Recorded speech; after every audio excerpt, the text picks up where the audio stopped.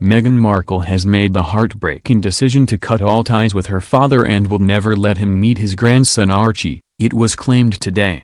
The Duchess of Sussex will reportedly remain estranged from Thomas Markle, 75, to protect herself, her husband and her son. Mr. Markle spoke to the Mail on Sunday yesterday and said he had hoped becoming a mother would mellow Meghan and she and Prince Harry would finally reach out to him after ghosting him 16 months ago. Mr. Markle, who lives in Mexico, failed to walk his daughter down the aisle in May last year after suffering a heart attack and has had no contact with Meghan ever since.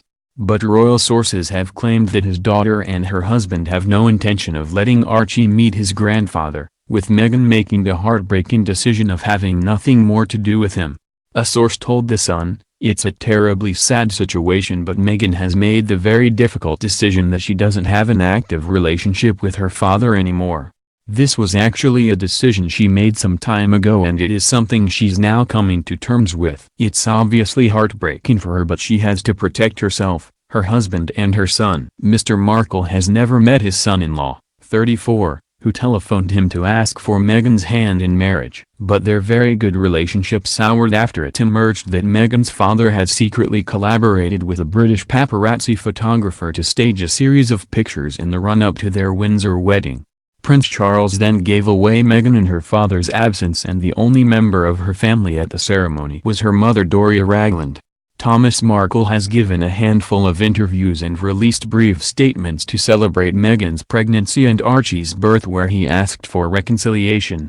Meghan's decision not to have a relationship with her father has split opinion. Royal biographer Angela Levin said today, "I think when you have a parent like that, what he's done, it's very difficult to trust him. He's a grown-up. He should know not to do that. I understand where Meghan is coming from." Yesterday Mr. Markle said he feels he is being unfairly vilified and cut out of his grandson's life. He said, "I'm sick of the lies. I'm sick of being vilified and shut out of their lives. I have to stand up for myself. I'm going to carry on speaking and I'm not going to shut up," he added.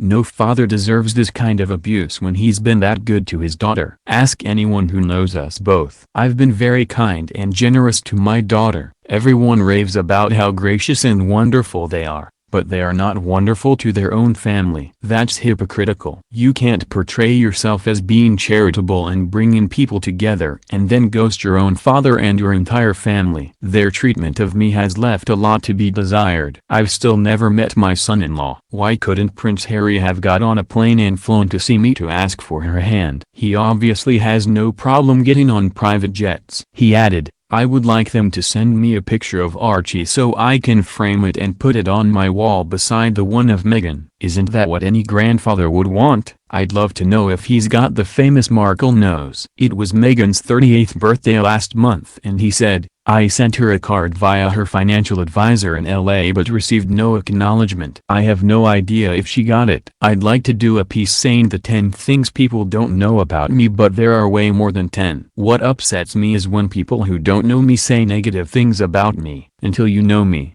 what gives you that right?" He never received an official wedding invitation and has only ever seen a picture of his new grandson on the internet. "Fiercely, I love my daughter. She's my baby and this is my favorite ever picture of her," said Mr. Markle. He added, "We were so close. I would come home from work," he was an award-winning Hollywood lighting director, "and I would hold her against my chest and we would walk around for hours and hours.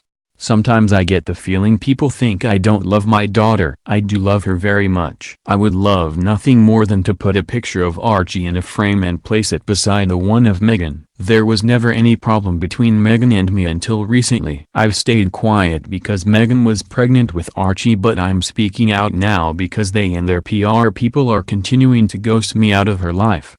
Of course I'm disappointed not to see Archie. I had hoped becoming a mother would mellow Meghan and she would reach out." Mr. Markle has taken issue with celebrity friends of Meghan and Harry launching personal attacks on him. "People who don't know me make judgments," he said yesterday. "My daughter's new A-list friends have no right to speak about me until they know me." Most upsetting, says Mr. Markle, is the fact that his daughter, in her first major speech in Fiji last year, claimed that she paid her own way through university and would not have been able to afford the reported $200,000 tuition fees at Northwestern University without financial aid.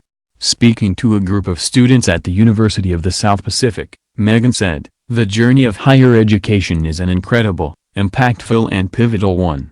I am also fully aware of the challenges of being able to afford this level of schooling for many people around the world, myself included. It was with scholarships, financial aid programs, and work-study from my earnings from a job on campus that went directly towards my tuition that I was able to attend university, and without question it was worth every effort."